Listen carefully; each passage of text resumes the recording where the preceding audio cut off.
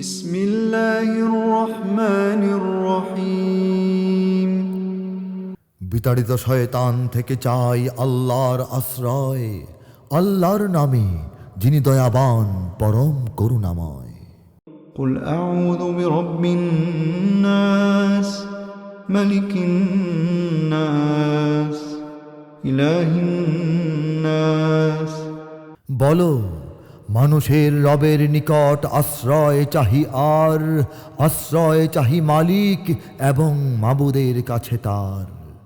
من شر الوسواس الخناس الذي يوسوس في صدور الناس সে কুমন্ত্রণাদাতা হতে যারা আত্মগোপন করে, যে কুমন্ত্রণা দেয় মানুষের অন্তরে অন্তরে।